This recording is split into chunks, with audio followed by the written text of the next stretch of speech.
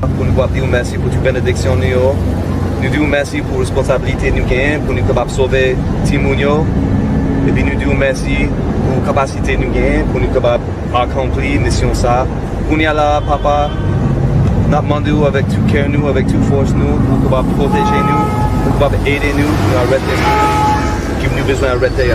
Tant pis guider nous, tant pis marcher ensemble avec nous, protéger nous chaque. Tant pis faire certain que nous sommes capables d'accomplir la mission que nous décidons d'accomplir. Nous remercions que tout ça fait pour nous. Il y a une histoire que nous aimons raconter. Un jeune garçon est sur une plage et il jette des étoiles de mer dans l'océan. Un homme plus âgé s'approche du jeune garçon et lui dit « Mon garçon, qu'est-ce que tu fais ?» Il répond « Titus et bas, le soleil est haut, et si je ne les remets pas toutes dans l'océan, elles vont se ratatiner et mourir. » L'homme montre au garçon du doigt et dit « Regarde la plage, regarde le rivage, il y en a des millions ou des milliers. Il n'y a aucun moyen de toutes les ramener. Penses-tu que tu vas y changer quelque chose ?» Le jeune garçon réfléchit un instant, puis recommence à lancer les étoiles de mer dans l'océan, puis se retourne vers le monsieur âgé et dit « Je ne sais pas, mais je sais que ça fera une différence pour celle-ci. » Un, deux, trois. Allez.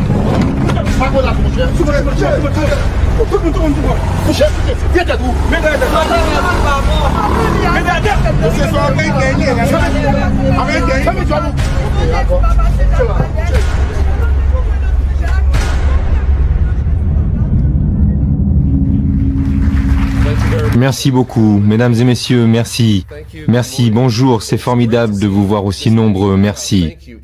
À chacun d'entre vous qui êtes venus aujourd'hui pour soutenir les efforts de l'Utah dans la lutte contre cette horrible organisation maléfique que nous appelons la traite des êtres humains, avec plus de 40 millions d'esclaves des temps modernes. Beaucoup d'entre vous connaissent ce problème, le combattent et y travaillent depuis des années. Certains même depuis des décennies. C'est une organisation qui existe depuis bien longtemps. Mais c'est seulement maintenant que le grand public commence à en prendre conscience. Et donc, il y a un peu plus de 4 ans, un de mes amis, qui était une superstar dans le milieu des forces de l'ordre, qui était un agent spécialisé avec des compétences très particulières, a quitté son poste dans les forces de l'ordre et tous les avantages qu'il avait. Sa pension, sa sécurité pour lancer une opération à but non lucratif appelée Opération Underground Railroad. Ils ont fait des interventions partout dans le monde, ont sauvé des enfants et les ont ensuite aidés à se rendre dans un endroit sûr grâce à leur programme de suivi. Tim Ballard, êtes-vous ici? Pouvez-vous monter pour que nous puissions vous féliciter?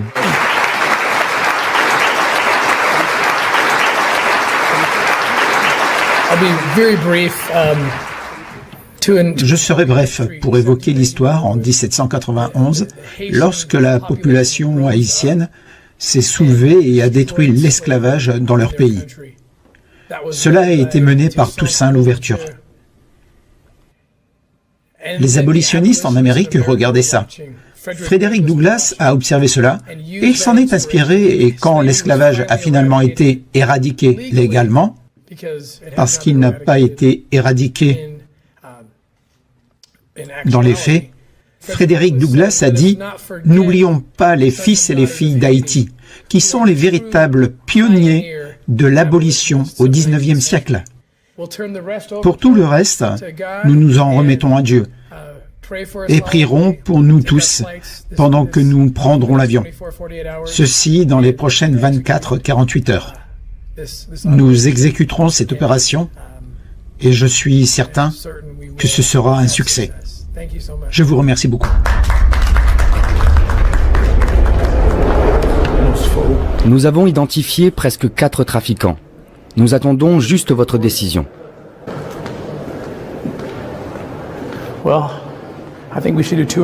Je pense que nous devrions faire 2 équipes d'arrestation et les attraper le plus simultanément possible. Oui, monsieur. Nous allons avoir absolument besoin de votre aide sur ce point. Mesdames et messieurs, bienvenue. Nous sommes ici pour discuter des préparatifs de ce qui nous réjouit tant.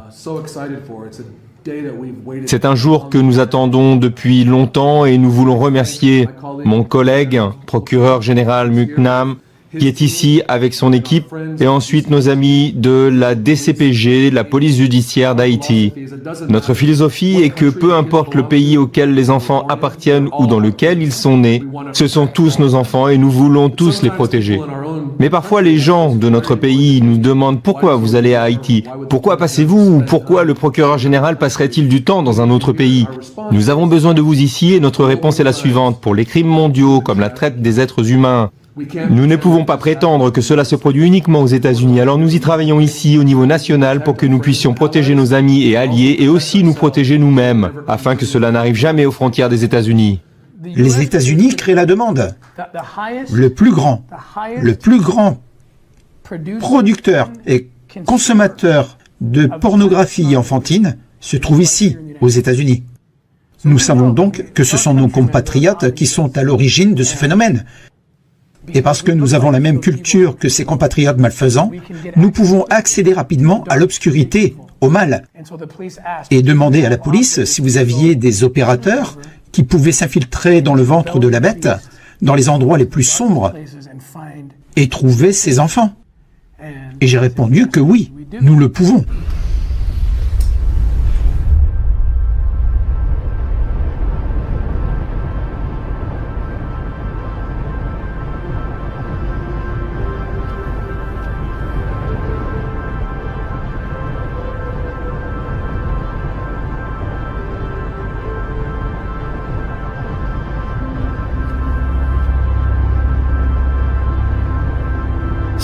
Quelque chose m'est arrivé une fois.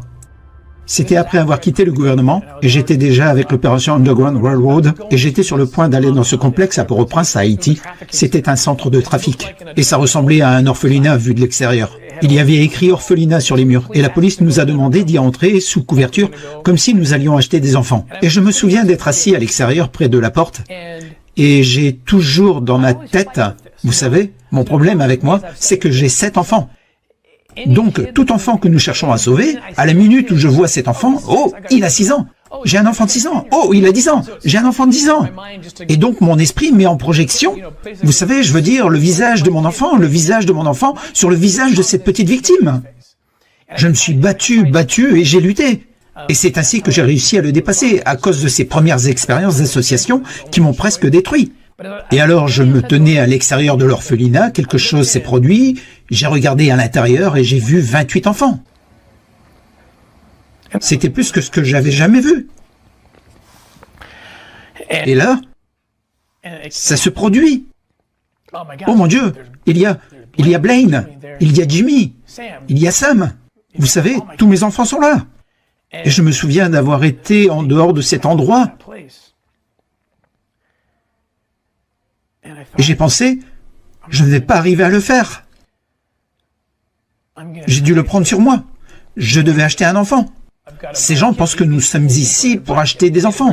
Et ils ont été très clairs. Dès les 5 premières minutes, ils ont dit, vous savez, c'est pas de l'adoption d'enfants, hein, nous vendons des enfants. Bien sûr, c'est pour ça que nous sommes ici. Et je vois ce petit garçon qui se promène dans ce bâtiment sombre. Il entre dans la cour de cet endroit. C'est un endroit sale. Ça pue, ça sent l'urine et les excréments. Et c'était horrible. Et je suis allé voir ce gamin et je l'ai pris dans mes bras.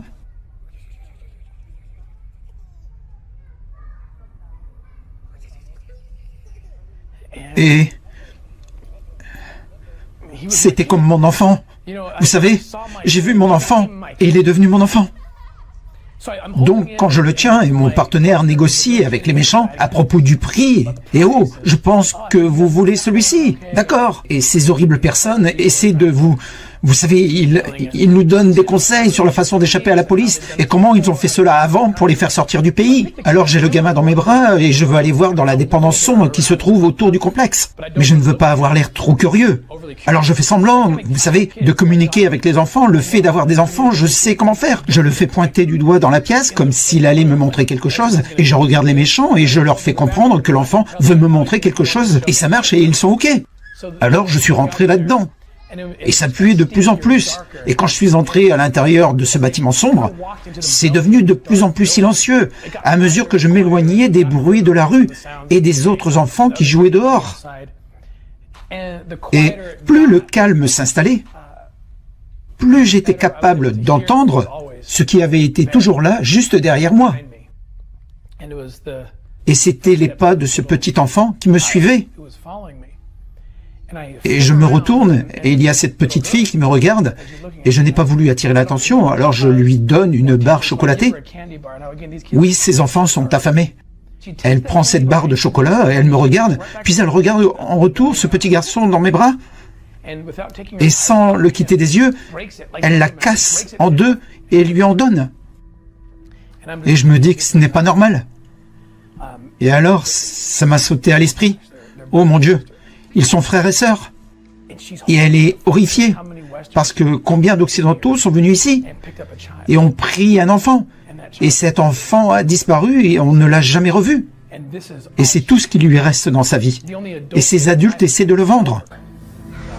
How old is she?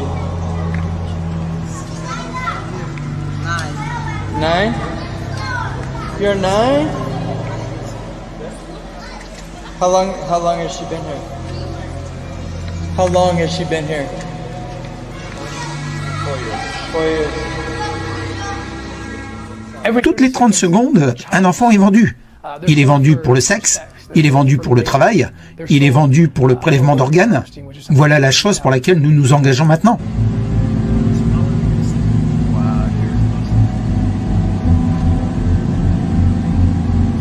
Il y a 6 millions d'enfants qui sont vendus de force et entrent dans l'une de ces 3 catégories en ce moment même.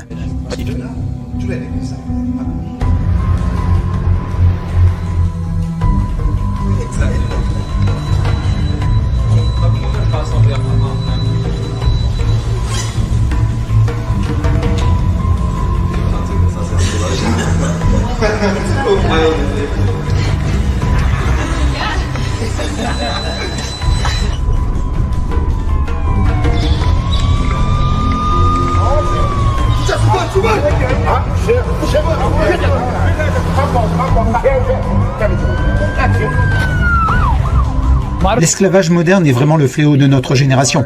Si l'on considère qu'il y a aujourd'hui plus de personnes réduites en esclavage que jamais dans l'histoire du monde, et que le monde ne le sait pas, nous devons le réveiller.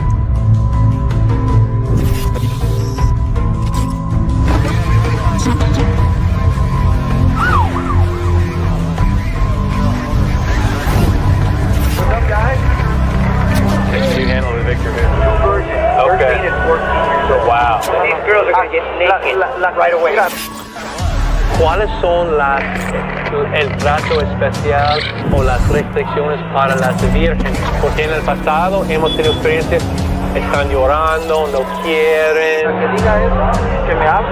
Yo voy. If there's one girl that says that, you call them, he'll go and they'll be like, okay, firing squad. 15.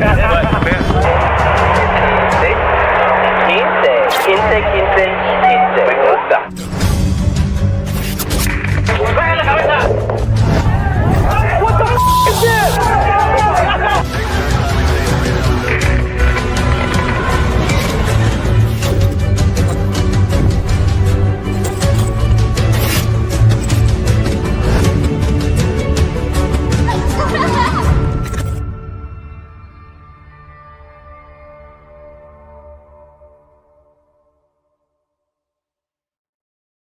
C'est un sujet auquel personne ne veut penser, ou dont personne ne veut parler. C'est bien la partie du problème. C'est tellement moche que c'est la pire partie de l'humanité, et pourtant, il faut faire quelque chose à ce sujet. C'est le serpent qui se mord la queue. Personne ne veut en parler. Personne ne veut rien faire. Tout le monde, c'est juste, ça me rend fou de voir à quel point tout le monde se dispute, à savoir qui seraient les plus grands abolitionnistes si on remontait dans le temps. Mais que faites-vous pour ce qui se passe de nos jours? Et ce n'est pas que vous ne feriez rien, mais c'est juste que vous ne voulez pas le voir en face. Parce que j'imagine que beaucoup de gens se disent « Ouais, c'est bien mec, c'est un travail génial qu'ils font, mais ils s'assoient vraiment mec, genre s'asseoir pendant 10 minutes et réfléchir vraiment. Si tu faisais ça. » Ça m'a bouleversée de penser qu'à notre époque, des gens adultes et enfants sont retenus contre leur gré et vendus à l'heure qu'il est à des étrangers pour être violés et que c'est ça leur vie. Les gens me demandent qui sont ces sales mecs, qui sont ces gens, et je dois leur dire que c'est n'importe qui. Tous ceux que vous pouvez imaginer, tous ceux que vous voyez dans la rue, ce sont des professionnels, des médecins, des avocats. C'est le jour du jugement pour l'ancien médecin de MSU, Larry Nassar, pour avoir abusé sexuellement des gymnastes dont il avait la charge. Vous êtes médecin. Vous avez prêté serment de ne pas faire de mal et vous avez fait du mal à plus de 256 femmes. Cela dépasse l'entendement. Le juge a également déclaré que Nassar a pu s'en tirer avec sa conduite sexuelle criminelle pendant 25 ans. Voilà ce qu'il en est. Ce qui est stupéfiant, c'est que l'on estime qu'il y a plus de 2 millions d'enfants. Et je ne parle même pas des adultes. 2 millions d'enfants actuellement forcés à être des esclaves sexuels. Un viol pour de l'argent. 2 millions. Quel genre de demande? C'est une question effrayante. Quel genre de demande justifie ce chiffre de 2 millions d'enfants? Ça fait beaucoup de pédophiles malades et tordus. Jared Fagol est arrivé ici au palais de justice fédéral ce matin. Il n'avait rien à dire. Il plaide coupable de conspiration pour avoir reçu et distribué de la pornographie enfantine. Et aussi pour avoir voyagé hors de l'État pour se livrer à des actes sexuels monnayés avec des mineurs. Ces types veulent des enfants de 10 à 11 ans. C'est ce qu'ils veulent. La réponse à cette question n'est pas bienvenue. Les gens ne veulent pas que je la dise. Ils ne veulent pas en parler. Mais ce qui se passe dans ce pays, surtout dans ce pays, les États-Unis sont le plus grand consommateur de pornographie enfantine, ou de ce que j'appelle des vidéos de viol d'enfants, parce que c'est ce qu'ils sont. C'est le monde occidental. Les plus gros consommateurs, c'est nous.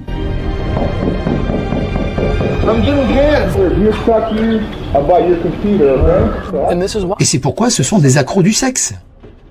Leurs esprits sont tordus et malades pour vouloir ça. J'ai interrogé des dizaines et des dizaines de ces gars-là au cours des 16 dernières années où j'ai travaillé dans ce domaine. Personne ne veut accepter ce que c'est. Ils ne veulent pas y croire. Comment en être arrivé là? Pourquoi souhaitez-vous ça? Pourquoi vouloir des enfants? Ils ont tous la même histoire. J'ai pris un magazine Playboy quand j'avais 12 ans, puis j'ai commencé à m'intéresser au hardcore, et encore plus de hardcore. Et puis Internet est arrivé, lors de ma trentaine. Et oh mon Dieu, en un clic de souris, je pouvais voir tout ce que je voulais. Et puis les trucs que j'appréciais depuis mon adolescence ont commencé à s'estomper. Je n'avais plus ma dose. Je n'avais plus le sentiment que j'avais quand je regardais un homme et une femme adultes faire l'amour, à peine légal.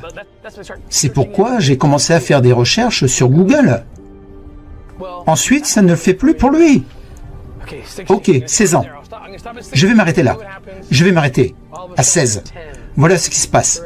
Tout d'un coup, ils ont 10, 9, 8 et à 7. Et vous pensez que vous ne pouvez pas trouver ce genre de choses en ligne? C'est vrai. Et c'est ce qui crée cette demande. C'est pourquoi John prend l'avion et va à Haïti, en Colombie ou en Thaïlande. Parce que très vite, la pornographie enfantine ne leur suffit plus et ils ont besoin d'enfants. C'est pour ça qu'il y a 2 millions d'enfants forcés de travailler dans l'industrie du sexe aujourd'hui.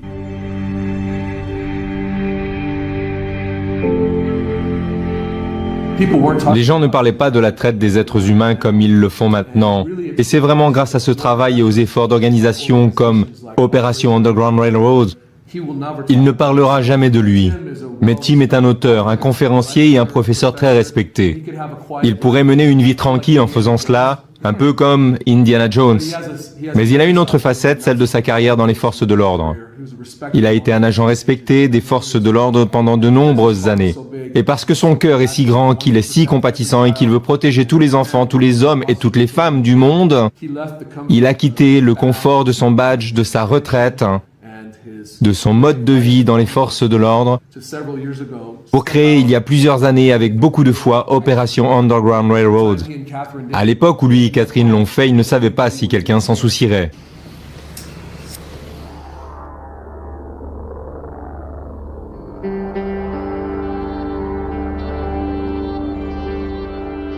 On ne saute pas dans un avion, on n'entre pas dans un pays en disant « me voilà, où puis-je aller pour sauver quelqu'un ?» Il y a tellement de choses qui doivent être prises en compte. Vous vous débarrassez de votre badge, de votre arme à feu, de votre autorité, de toutes les limites juridictionnelles qui interdisent aux gens de faire cette chose. Mais Tim, il a eu le courage de le faire.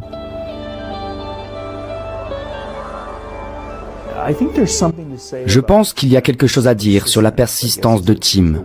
Je suppose que c'est le mot que j'utiliserai pour lui. Il veut avoir une influence constante dans votre vie. Il est dévoué. Et j'ai remarqué la même chose lorsqu'il est rentré dans le gouvernement. Qu'il voulait y entrer, faire une différence et secouer les choses. Vous pouviez voir qu'il voulait y entrer et faire bouger les choses.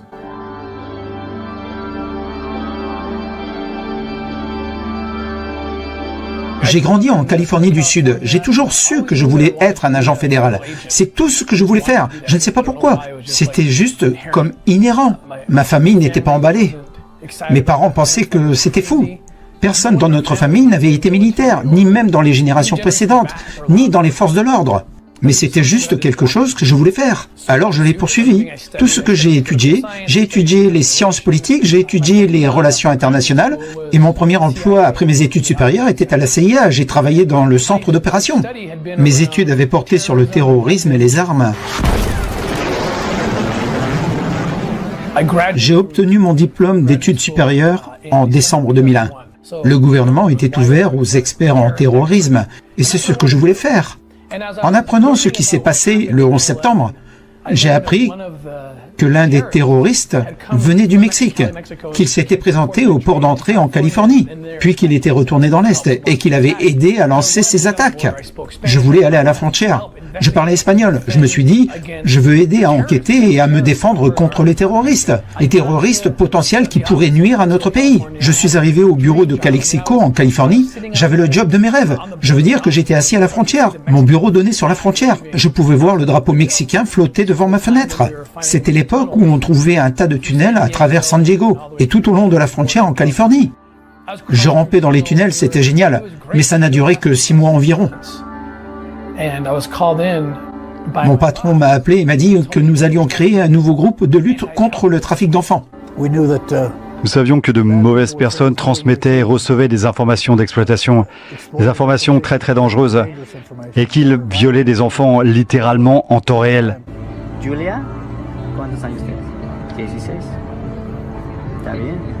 Et en échangeant ces images et ces vidéos sur des caméras avec leurs cohortes dans le monde entier, ils ont réalisé à quel point le problème de l'exploitation des enfants était absolument omniprésent.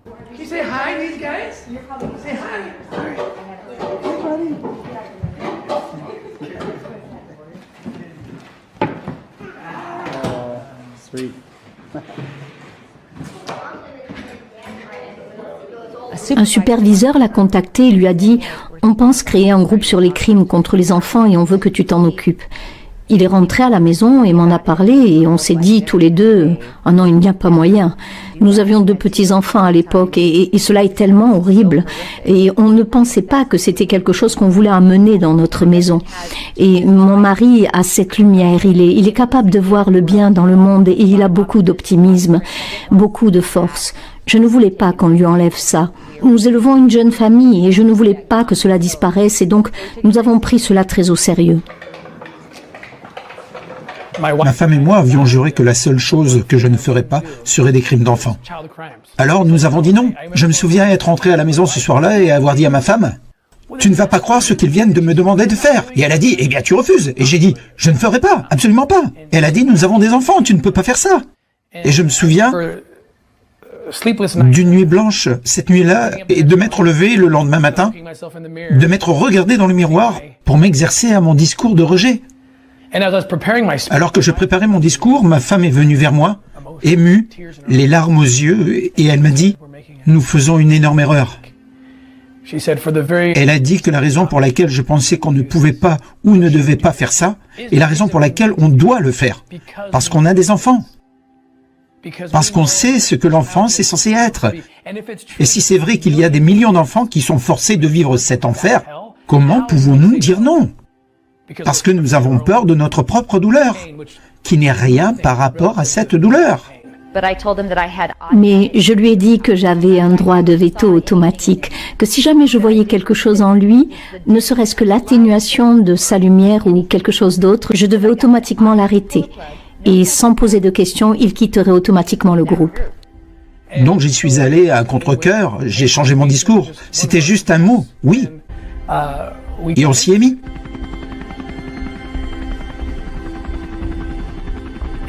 Puis, il s'est passé quelque chose qui m'a complètement transformé.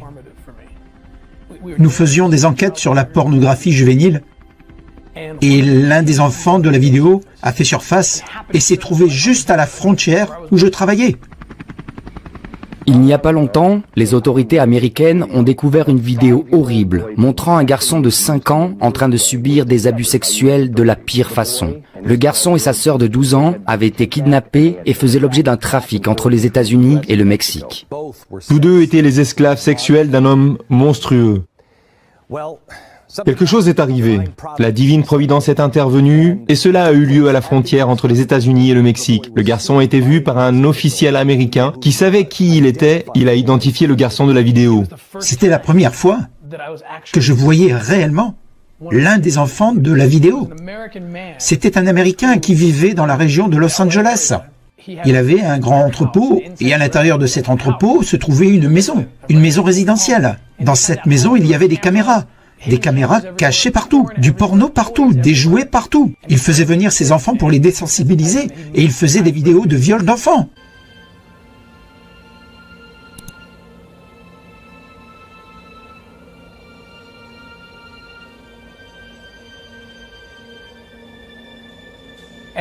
Et quand la poussière est retombée dans l'enquête, ce gamin a couru vers moi. Je me souviens qu'il a sauté dans mes bras et m'a serré, il tremblait. Et il m'a dit, les larmes aux yeux, en me tenant dans ses bras et en tremblant, il m'a dit, je ne suis pas à ma place ici. Je suis rentré à la maison, j'ai passé la porte et j'ai vu mes enfants courir partout en jouant. Je ne pouvais pas gérer la dichotomie. Mon cerveau ne pouvait pas le supporter, je me suis enfermé. Je veux dire, c'est embarrassant, mais c'est ce qui s'est passé. Je me souviens que mes genoux ont lâché alors que j'étais assis là. La pièce tournait et je me suis effondré comme si j'étais tombé par terre. Et ma femme pensait que je faisais une crise cardiaque ou quelque chose comme ça. Elle a couru vers moi, m'a pris dans ses bras et m'a juste serré.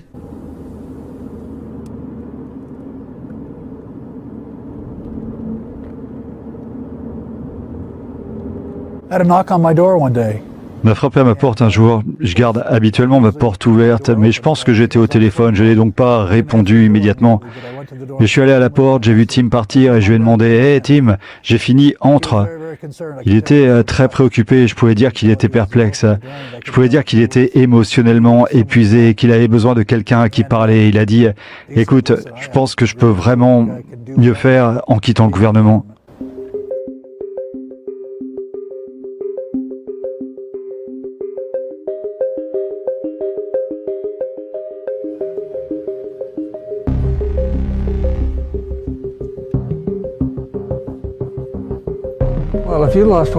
Si vous avez perdu un de vos enfants à cause de ces personnes maléfiques, vous feriez n'importe quoi pour vous venger et récupérer votre enfant. Ce que certains de nous essayent de faire. Bonjour, Monsieur le Président et estimés membres du comité. Merci beaucoup pour cette opportunité. Je m'appelle Tim Ballard, je suis le fondateur et le PDG de Operation Underground Railroad. Je pense que nos propres forces de l'ordre dans ce pays doivent s'impliquer plus qu'elles ne le font actuellement. En 2006, avec l'adoption de la loi sur la protection d'Adam Walsh, le Congrès a ouvert la porte aux agents américains pour qu'ils puissent mieux enquêter sur ces affaires, notamment au niveau international. C'est difficile, parce que beaucoup de choses se passent en mer, où ils n'ont pas forcément de juridiction. Cependant, je me suis souvent senti impuissant devant le fait que la grande majorité des enfants victimes que nous trouvions ne relevaient pas de la compétence des États-Unis. C'est très difficile, parce qu'aux États-Unis, nous avons beaucoup de protection de la vie privée, surtout en ce qui concerne les transactions financières. Mais comment obtenir les informations permettant de déceler un modèle de trafic sexuel? Avant l'adoption de cette loi en 2006, pour poursuivre du côté États-Unis, un Américain qui abusait sexuellement d'enfants dans d'autres pays, il fallait prouver que cette personne avait l'intention de violer cet enfant sur le sol américain. Vous pouvez donc imaginer combien de poursuites nous avions eues avant cette loi. 0. À moins de pouvoir relier un voyageur américain à l'affaire, je n'aurais pas pu sauver les enfants, même ceux que nous avons pu identifier comme étant des victimes. Je pourrais néanmoins retrouver les enfants, mais c'est en dehors de la juridiction et je l'ai bien compris. Cependant, cela ne signifie pas que nous ne pourrions pas en faire plus.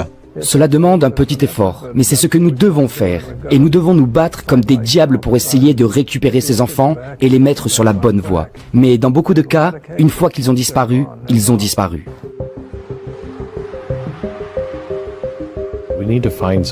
Nous devons trouver des partenaires qui partagent les mêmes idées.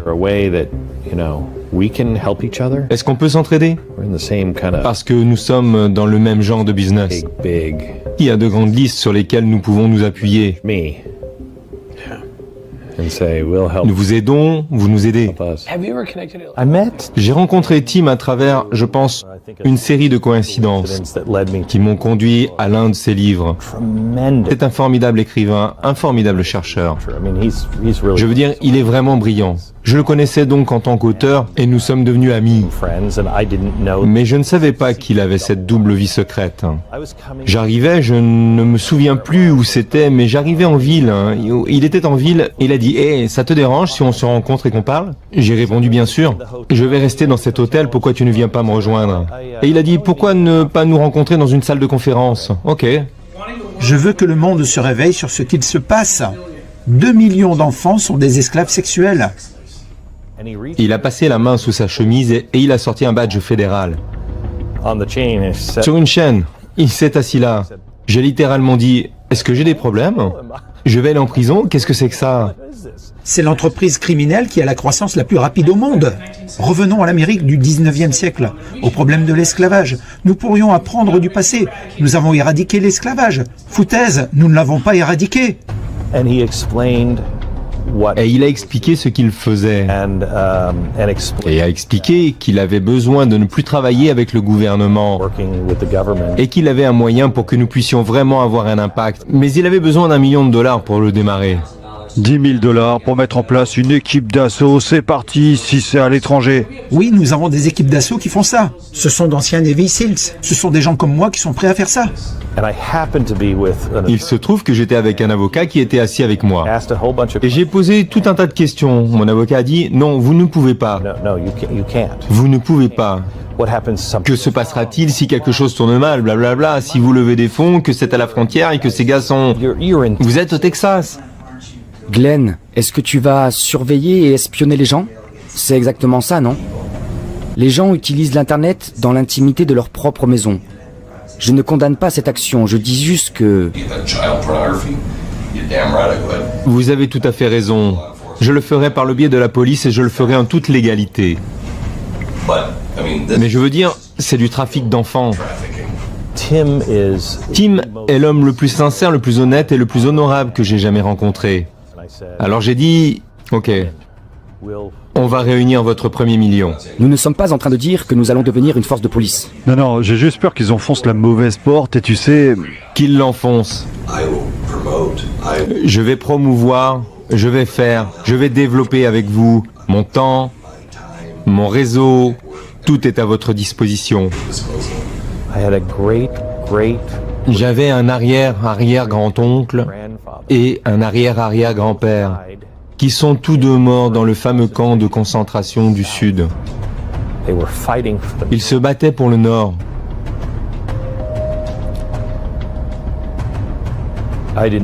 Je ne le savais pas. Personne dans ma famille ne le savait. Ils se battaient pour libérer les esclaves. Ils l'ont fait. Pourquoi ne pourrais-je pas le faire?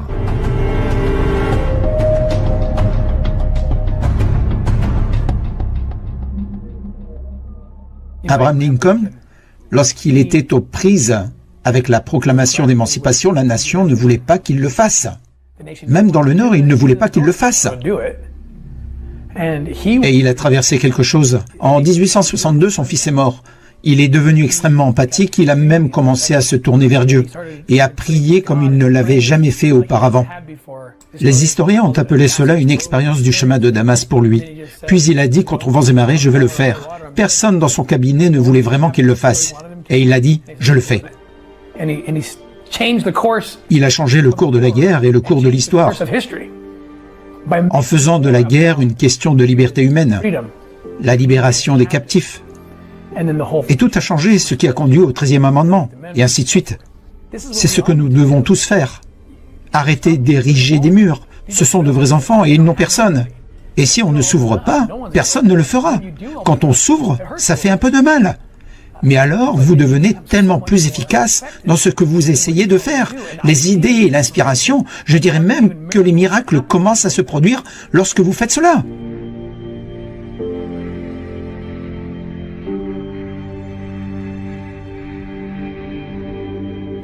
Opération Underground Railroad est une organisation relativement récente qui n'a qu'un peu plus de 2 ans, mais elle a attiré l'attention des médias avec ses missions de sauvetage d'enfants esclaves à travers le monde. Inde, Haïti, Mexique. Ils vont dans les coins les plus sombres du monde et travaillent avec les forces de l'ordre pour sauver les enfants de l'esclavage. Depuis sa création, il y a un peu plus de 2 ans, elle a aidé les autorités à arrêter 157 personnes dans 12 pays différents. Je n'ai jamais rêvé que je travaillerais à Haïti. Et je ne connaissais pas vraiment Haïti. Jusqu'à ce que j'apprenne l'histoire d'un petit garçon né dans l'Utah, citoyen américain, qui a été kidnappé en Haïti dans son église dont son père était le pasteur. Ce petit garçon a été enlevé et il a été kidnappé. Je l'ai vu dans le journal local et j'ai voulu faire quelque chose. J'ai pensé que je pourrais en faire un dossier américain, mais je n'ai pas pu, car ce n'était pas le cas. C'était un dossier haïtien. L'homme, le père de ce garçon que j'ai rencontré, qui a changé mon monde, est Guesno Mardi. Et Guesno est assis ici, juste ici. Guesno, veux-tu bien te lever? C'est Guesno Mardi. Et j'ai tellement de choses à dire sur Guesno. Nous sommes allés à Haïti pour chercher son fils. Mais la seule façon d'aller à Haïti, c'était de quitter notre travail. J'ai dû quitter mon travail parce que je n'avais pas assez de congés. J'adorais mon job. J'aimais travailler pour Homeland Security. Je veux dire, ce sont les meilleures personnes de la planète qui font le meilleur travail. Tous les collègues à qui j'avais soumis l'idée dans la semaine précédente m'ont dit « Tu es fou, ne fais pas ça, tu es fou ». Et John Lyon m'a regardé et a commencé par dire « Tu es fou ». Je me suis dit « C'est reparti ». Mais il a dit quelque chose, il a dit « Tu es fou si tu n'essaies pas ça ». Je l'encourageais ouvertement, mais au fond de moi, je pensais ça va être difficile de quitter la sécurité du gouvernement américain pour aller sauver des enfants dans le monde entier.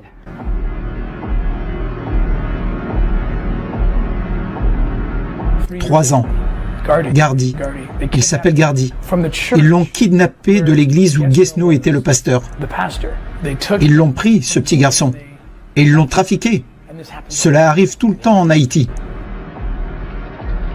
Je me souviens avoir lu l'histoire. Il y avait une photo de Guesno, et mon cœur de père a fondu. Il a fondu pour lui. J'ai pensé, je sais que j'ai assez d'expérience pour savoir que très peu de choses sont faites pour retrouver ce petit garçon. Il avait 3 ans quand ils l'ont emmené, et maintenant, il en a 10.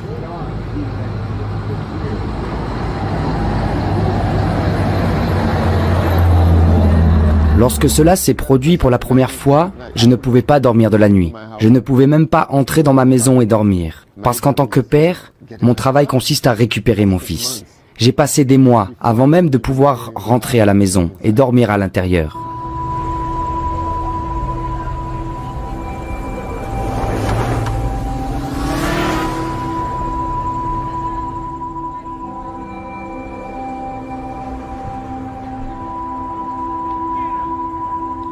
Un des suspects, je le connaissais.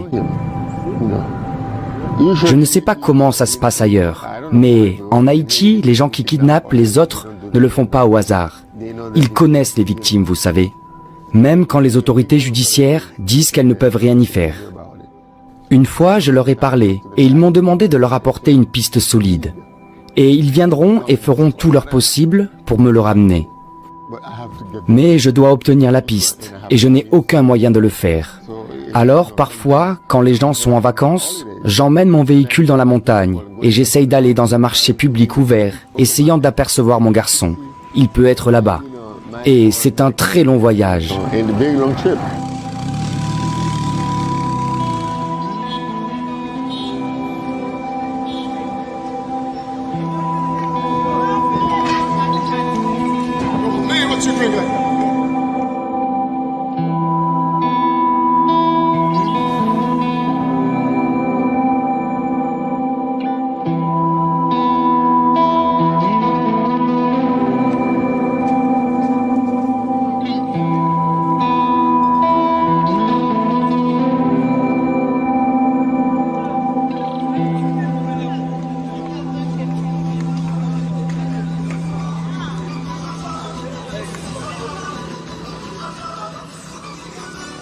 Je sens que c'est mon devoir, c'est ma responsabilité de le récupérer. Et je ne lâcherai pas. Nous sommes allés à Haïti et nous avons travaillé avec les forces de l'ordre. Nous y sommes allés à la recherche de Gardi et nous ne l'avons jamais trouvé. Ce que nous avons trouvé, c'est deux choses. Nous avons découvert que cet enfant avait été victime de trafic à travers ce qui semblait être un orphelinat. Mais ce n'était pas un orphelinat. Et la police haïtienne nous a demandé d'aller sous couverture avec des caméras cachées et d'entrer dans cet endroit qui vendait des enfants. Ils vendaient des enfants pour 10 000 $. Puis ils ont augmenté le prix à 15 000 $. Les trafiquants vendaient des enfants et nous avons pu démanteler cette organisation. Nous avons dû acheter 2 enfants dans le processus. Nous avons dû acheter 2 enfants et ils ont été la clé pour faire sortir les autres enfants.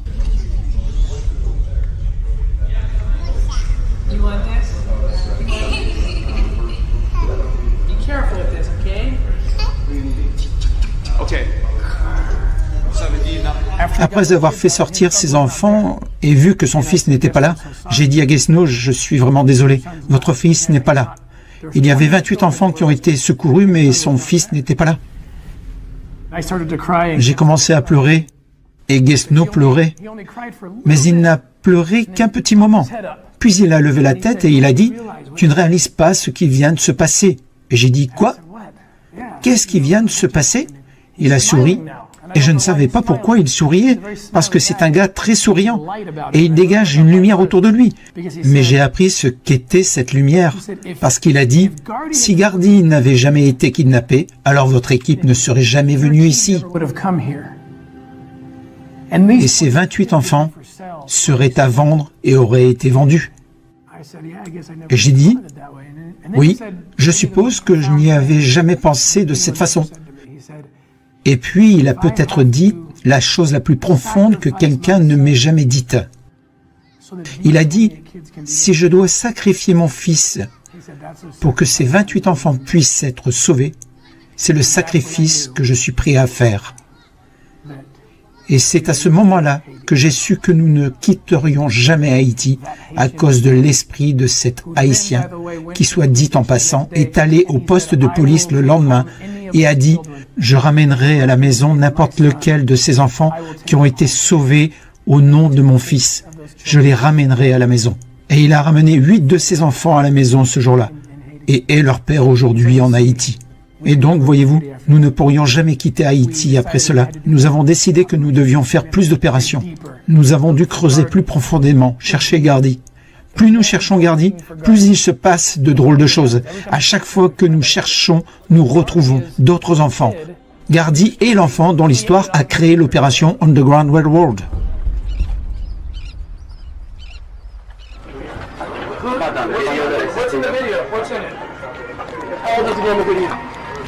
Huh? 14. We got him a 14-year-old right here. Yeah, 14 in the video. Alright. Yeah, have you the girl too? You've been the little girl? That's what I like. I like little girl. You like little girl? You like little girl?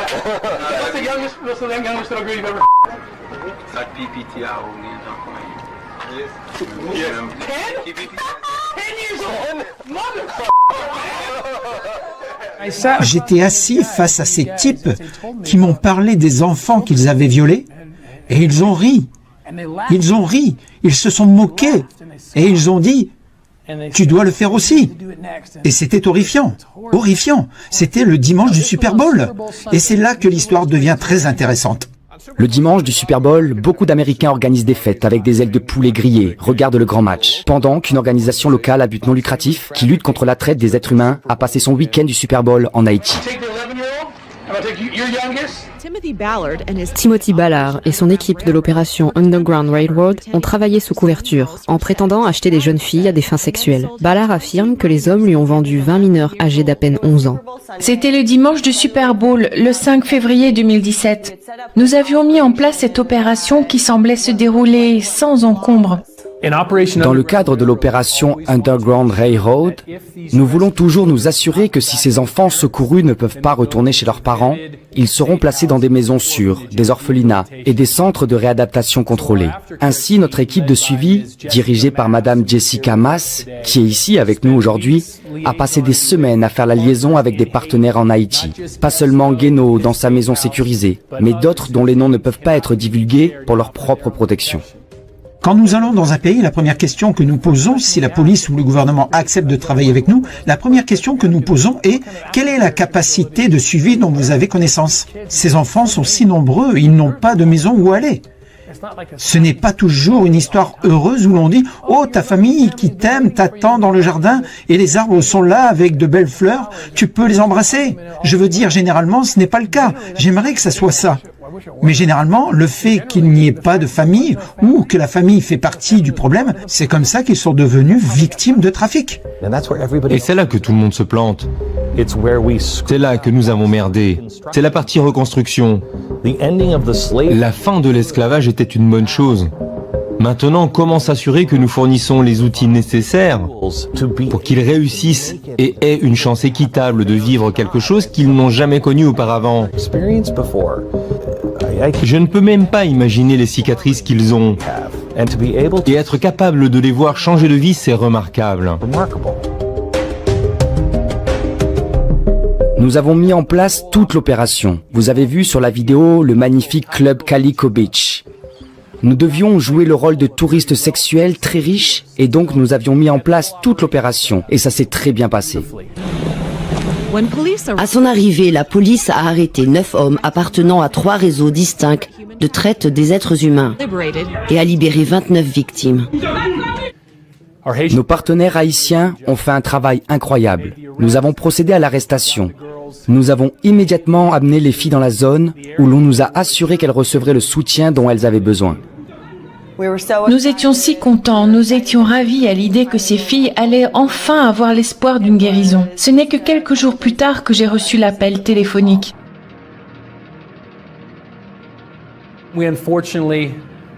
Nous avons malheureusement reçu des nouvelles très frustrantes quelques jours après l'opération.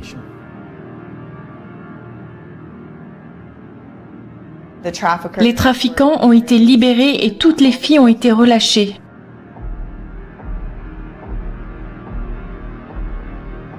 Ils ont été relâchés. Ils ont été libérés. Ils versent de l'argent aux bonnes personnes, aux juges.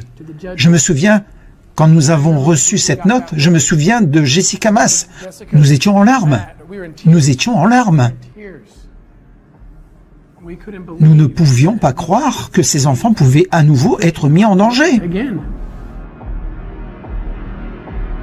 Pour la moitié des filles, des membres de la famille se sont présentés. Pour l'autre moitié, des trafiquants se sont présentés pour elles. Ces types qui riaient de viols d'enfants rentraient maintenant chez eux en riant.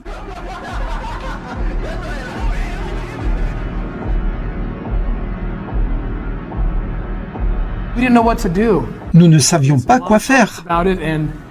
On a eu de longues discussions avec Guesno et Dimitri, et ils nous ont juste dit, s'il vous plaît, n'abandonnez pas. N'abandonnez pas. Il y a de bonnes personnes dans ce gouvernement qui veulent que ce problème disparaisse.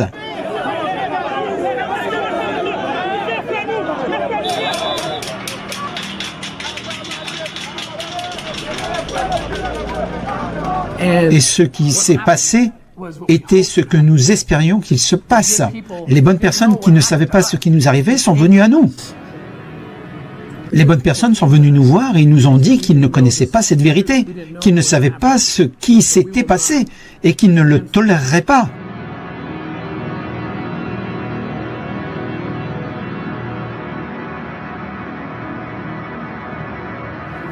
Et je regarde en ce moment ces braves personnes qui sont venues à nous. Le travail n'est pas tout à fait terminé. Mais il l'est presque, car nous devons maintenant revenir en arrière et arrêter à nouveau chacun de ces trafiquants. Et ce sera un message pour Haïti, pour l'Amérique, pour le monde entier, qu'il y a des gens bien partout qui les défendront, qu'il y a de la lumière dans ce monde sombre. Il y a de la lumière. Et si nous ne devenons pas cette lumière, il n'y aura pas de lumière.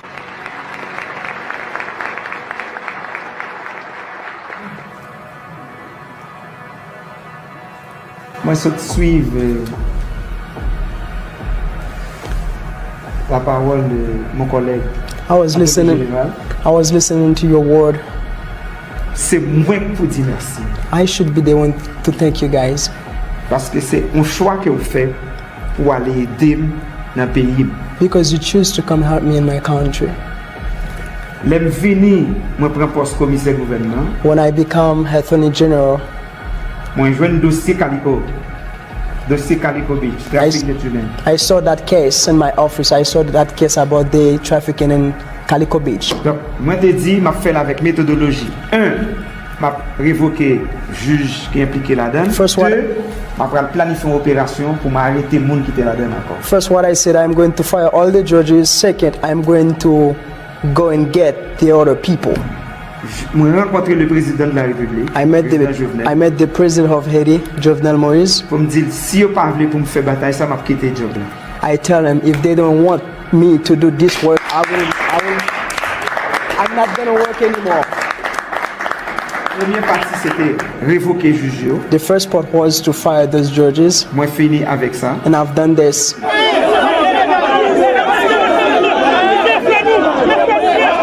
Mais en même temps, ils m'envoient des menaces. But at the same time, they try to like, yeah. Okay. Verbal. Je n'ai pas peur. But I'm not scared.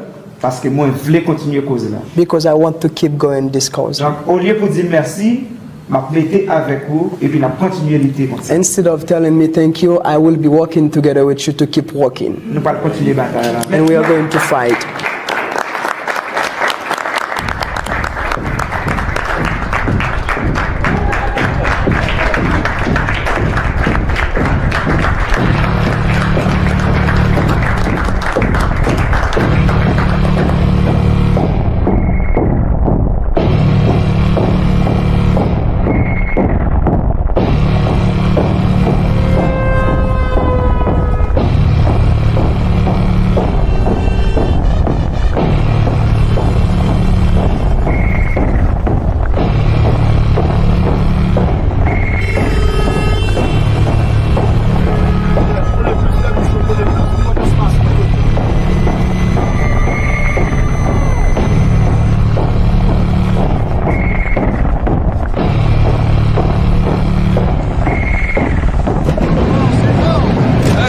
This guy's coming up to our car. Where should we walk and see how bad it is?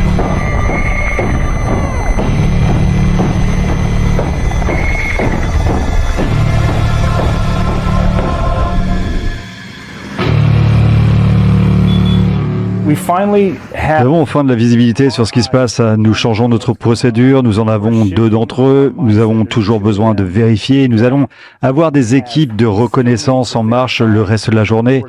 Cela limite ce que nous voulions faire durant la journée. Nous préférons ne pas faire d'interpellation sur le bas-côté de la rue. En plein milieu de la journée, il est très difficile de se faufiler vers les gens avec le trafic actuel et de le faire efficacement. Il y a très peu de chances. Je parle de 15% de chances d'attraper ces gars. Donc, vous le savez, savez tous, Andrew connaît cette zone où nous allons mieux que quiconque. Il y a vécu une grande partie de sa vie, donc il la connaît. Honnêtement, il la connaît mieux que la police qui nous envoie là-bas. Il connaît cette zone. En bref, pour que les conditions soient optimales, nos opérations de ce soir se déroulent à Pétionville, qui est un quartier riche de Port-au-Prince, où il y a plusieurs hôtels, beaucoup d'activités de prostitution.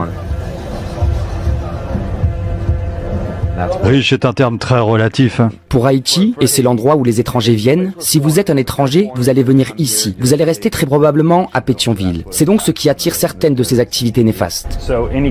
Des questions sur la région? Nous allons utiliser Google Maps. On a mis des épingles sur tout, donc tout le monde va avoir un bon visuel de la zone que nous ciblons.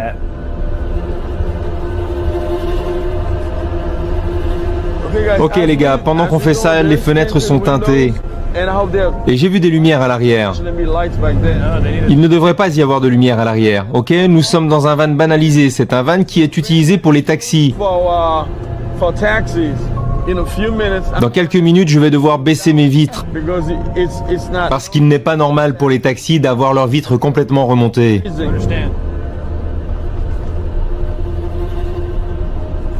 En un mot, la vue d'ensemble, c'est que nous visons 3 cibles différentes, ok?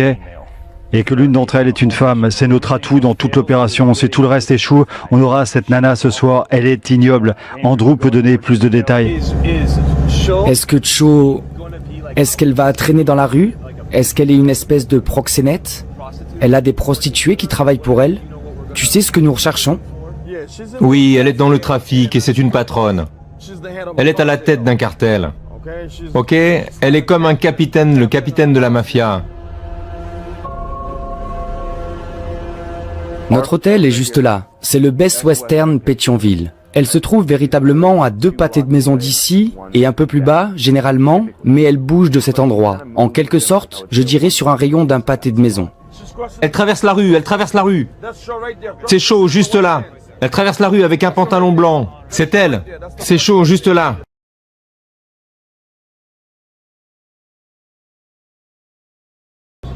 Et Cho a... C'est la numéro 1. Elle prostitue des jeunes filles. Et elle a la main sur les filles légales dans la rue qui sont visibles. Mais elle a une petite maison derrière, où un des opérateurs a vu des filles mineures. One of our operators has seen underage girls. Savez-vous depuis combien de temps cette voiture est derrière nous? Elle vient juste d'arriver derrière nous. Continuons à avancer, n'y prête pas attention.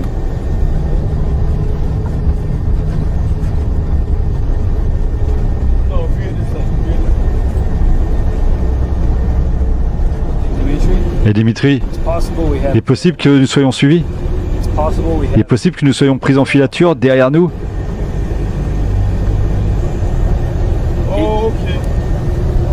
Ah, là c'est bon, il tourne. S'il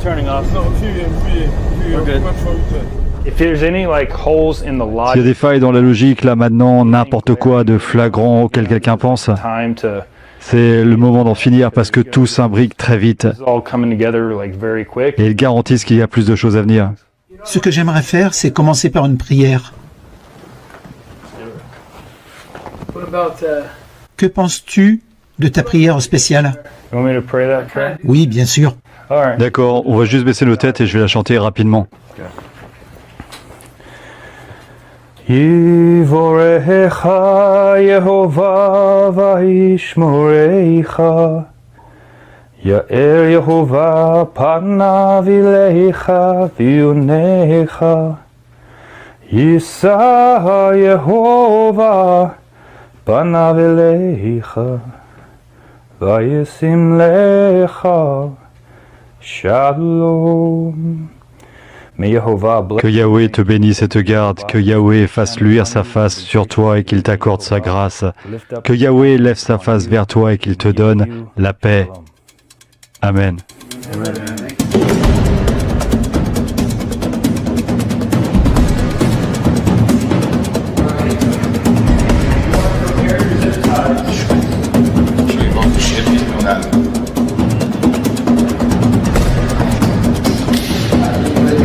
Je vais vous apprendre.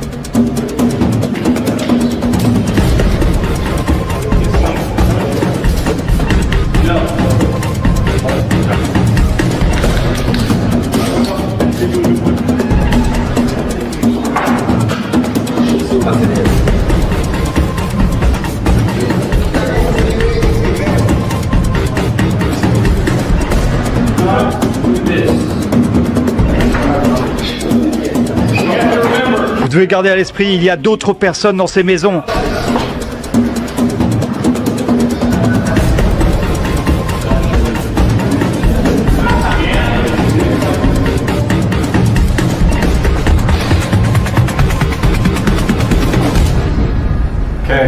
Ok, c'est la partie dont personne ne veut vraiment parler ou faire, mais la partie que nous devons probablement connaître le mieux. Si quelqu'un se fait tirer dessus, poignarder ou blesser suffisamment gravement pour être transporté à un niveau de soins plus élevé, nous avons un certain nombre de ces kits qui vont être répartis dans les véhicules. C'est ce que nous appelons les kits d'urgence. Est-ce que quelqu'un ici a des notions médicales à part les pompiers? Les soins d'urgence? Ok, alors rien de tout cela n'a d'importance pour vous. Cependant, si à un moment donné, quelqu'un est blessé ou si quelqu'un d'autre risque de l'être, tout le reste doit s'arrêter. Rien d'autre ne compte parce que nous pourrions perdre une personne à ce moment-là. D'accord? Donc les Haïtiens vont faire ce qu'ils vont faire, mais dans ce groupe, nous allons garder cette personne en vie. Donc, le nom de notre cible est Cho. C'est une proxénète qui va se trouver au coin d'une rue à 2 ou 3 pâtés de maison d'ici. Nous avons l'intention de prendre Cho et d'essayer, si nous pouvons, de l'utiliser pour obtenir des informations. Nous avons 8 autres cibles qui sont dehors et qui ont été bêtement libérées. Nous savons qu'elle a payé $80 000 pour trouver quelqu'un qui la sorte de prison. Nous voulons vraiment comprendre d'où elle a obtenu $80 000. Nous pensons qu'une organisation criminelle l'aide. Nous sommes allés à sa maison. Elle ne vit pas du tout dans l'opulence. Donc, elle est aidée par quelqu'un. Nous voulons donc savoir qui vous a versé les $80 000 et à qui, au sein du gouvernement, vous avez donné ces $80 000. En outre, nous voulons juste lui faire une peur bleue. Utilisez la dynamique du moment et la peur. Écoutez, les 5 prochaines minutes de votre vie vont déterminer les 50 prochaines années de votre vie. C'est notre plan. Une fois que les Haïtiens arrivent... C'est leur pays, bien sûr, nous ferons ce qu'ils veulent. Périmètre 1, périmètre 2, tant qu'on a le regard à l'affût des gars armés pendant qu'on est au milieu. C'est le seul but ici. On rend ces choses vraiment simples, écoutez. On ne se jette pas au milieu de l'action. C'est ce que font les Bleus, non? C'est ce que font les abrutis. Ils ont un travail, et même s'ils n'aiment pas leur travail, même si ce n'est pas un travail cool, c'est leur foutu travail. Je pense que cela va sans dire que nous ne voulons pas du tout qu'ils sachent où nous restons ce soir. Et nous devons prendre des routes différentes et juste être vraiment familiarisés avec qui est derrière vous et qui pourrait vous suivre. Même si c'est une petite moto. Ces gars-là sont les pires. Les motards sont mauvais et ils vont être des informateurs. Donc nous voulons dormir en toute sécurité. Et ceux qui conduisent à l'aéroport demain, nous ne voulons pas de problème. Les gars sont en bas. Nous avons 17 gars au total de mon côté. Parfait. Reconnaissance 1, nous sommes à 3 minutes du déploiement. Ok, le conducteur est en bas, il attend.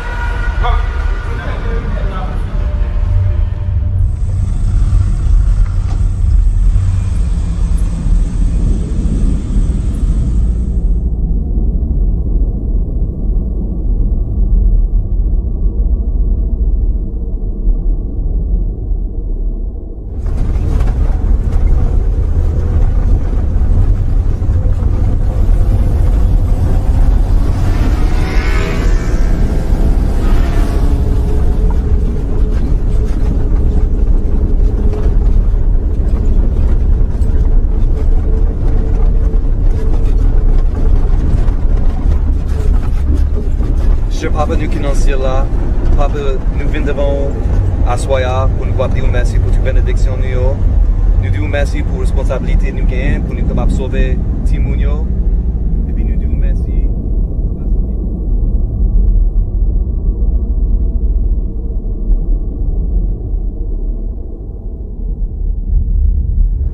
Là-bas, là où sont les lumières. Kotli, les lumières sont à peu près à l'endroit où elles se trouvent. C'est sa voiture qui se gare. C'est juste là. Ok, prêt? 1, 2, 3. Go, go, go, go!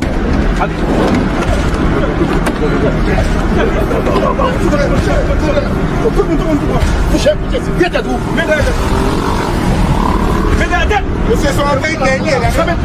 Americanos. Sabe de aluno. Ok, agora.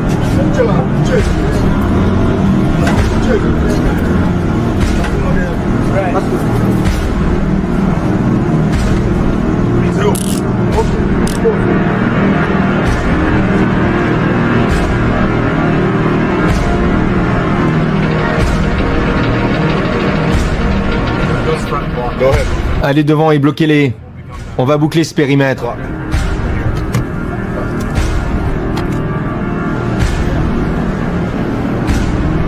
Américain. Je suis un citoyen américain.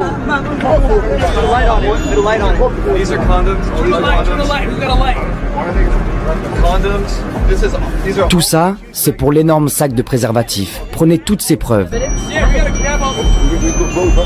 2 mineurs sur la scène. Vous avez des sextoys, vous avez des préservatifs là-dedans.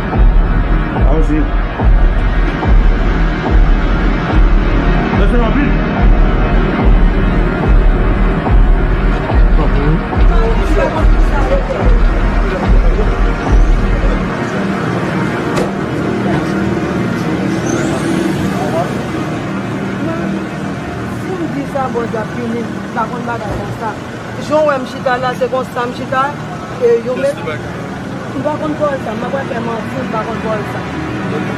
Donc là, on va faire mentir, on va faire mentir sur quel mot. Puis on va faire mentir sur quel mot.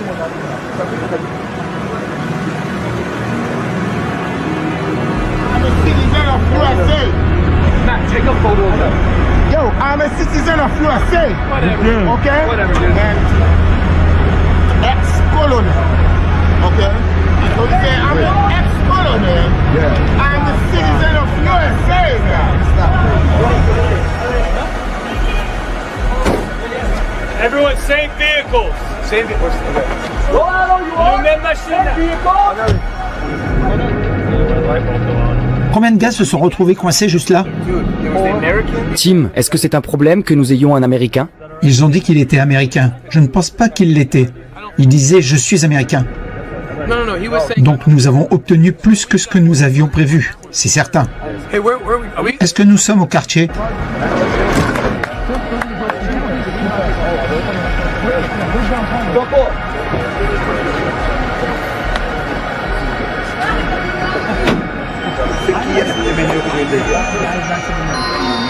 C'est très important, je sais que je l'ai dit, mais ces gars confirment encore une fois que ce sont les filles.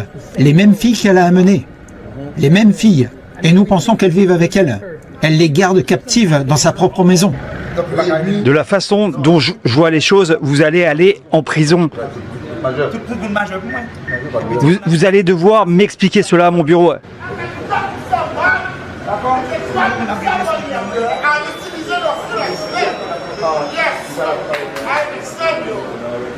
So can I talk to somebody to explain what's going on?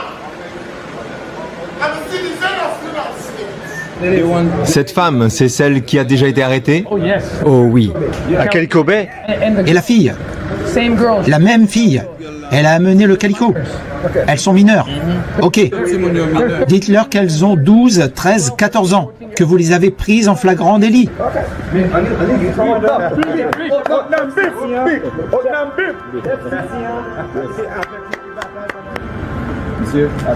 Merci. Vous êtes une inspiration pour nous tous. C'est un autre exemple de la bravoure et de la force du peuple haïtien.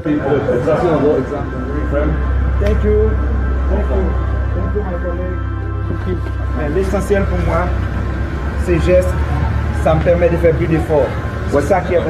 Ce qui est important pour moi, c'est que nous avons fait cet effort. Et nous l'avons fait avec beaucoup de préparation et de travail. Et je suis prêt à collaborer avec vous pour que nous puissions continuer ce travail, afin qu'il n'y ait plus de trafic d'êtres humains.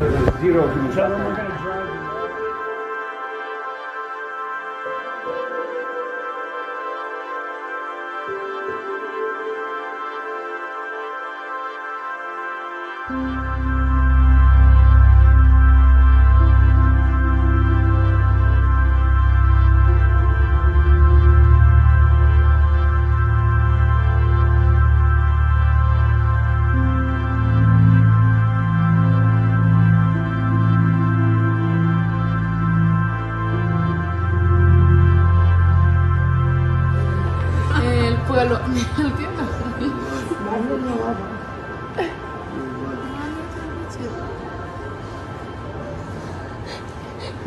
Rub his stomach.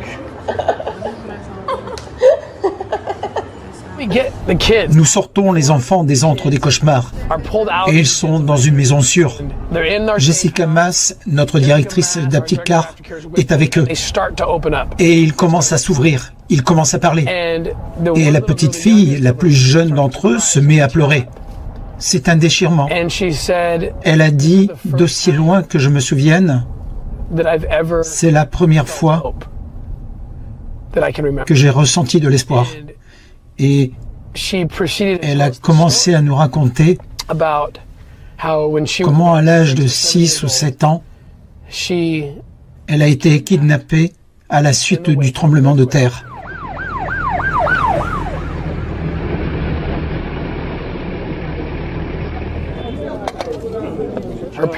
Ses parents ont été tués durant le tremblement de terre, comme tant d'autres, et elle s'est retrouvée orpheline sur le champ.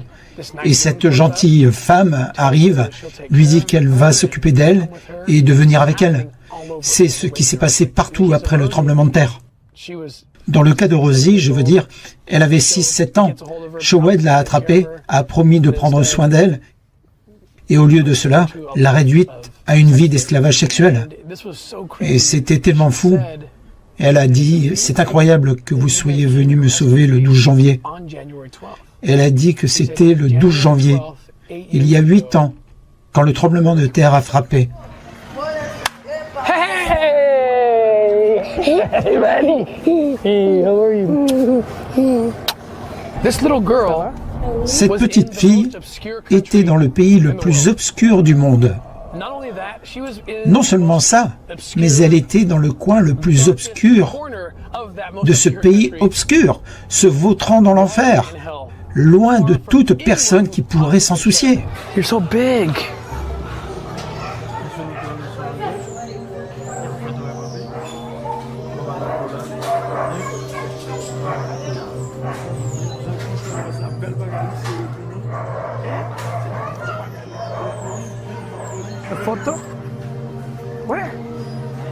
Il lui a fallu 24 heures après le sauvetage pour parler, parce qu'elle disait qu'elle ne pouvait pas croire que quelqu'un viendrait pour elle.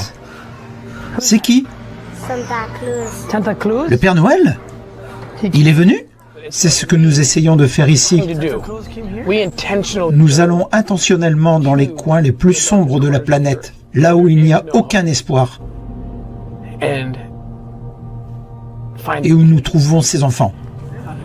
Et ce que ça fait, vous savez, à part libérer les enfants, ce que ça fait, c'est donner de l'espoir à tout le monde maintenant.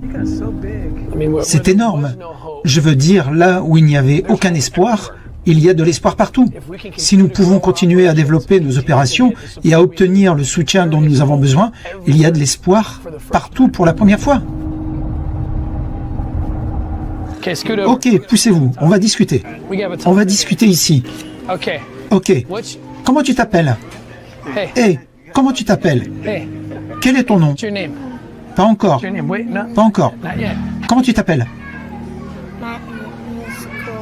Colline Jean-Baptiste? Jean-Baptiste Cadet. Colline Jean-Baptiste. Cadet Baya. Yeah.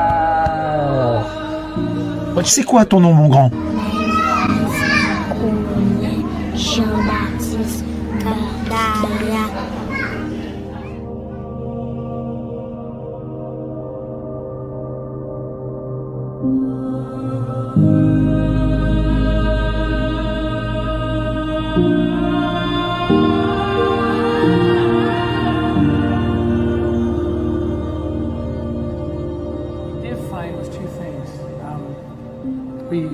Nous avons découvert que les trafiquants vendaient des enfants et nous avons pu démanteler cette organisation.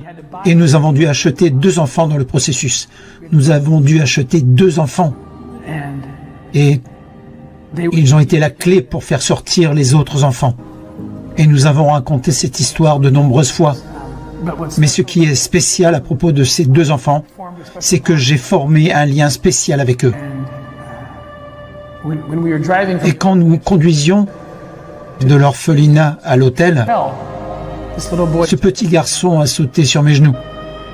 Et je suis censé jouer ce, vous savez, dur criminel. Après le sauvetage, ma femme et moi n'avons pas arrêté de penser à eux, lui et à sa sœur. C'étaient les 2 enfants. Et donc nous avons commencé à travailler pour les adopter. C'était il y a presque 4 ans. Et je viens de recevoir l'email aujourd'hui. Le décret est sorti du parquet et leurs noms sont maintenant Ballard. Ce sont mes enfants. Si je vivais en Haïti, je pourrais les emmener à la maison maintenant. Donc tout ce que nous devons attendre maintenant, c'est les passeports et les visas et tout ça. Et ensuite, ils reviendront dans l'Utah. Where's Colette and Colleen gonna sleep? We have one extra bedroom, right? Yeah, but where's Daniel gonna sleep? He's gonna sleep with the boys. He's gonna bunk with the boys. Everything is sleep. With Luke. Il y a des jours où Tim et moi, nous nous disons, mais quoi? Pourquoi avons-nous tous ces enfants? Mais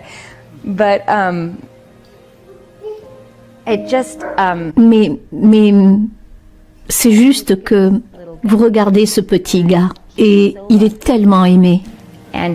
Et juste en vertu du fait qu'il est né dans une famille, et cela lui donne automatiquement accès à cet amour auquel nous n'avons même pas à penser. C'est juste là.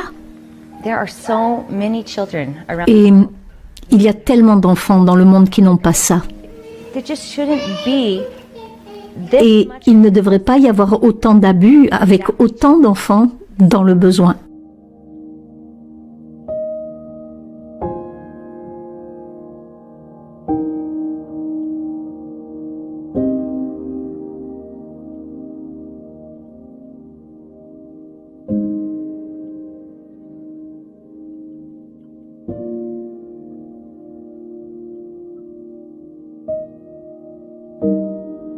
Je vais le retrouver. Je ne veux pas en parler parce que je sais que je le retrouverai. Je le trouverai. Un jour, il se passera quelque chose. Je le trouverai.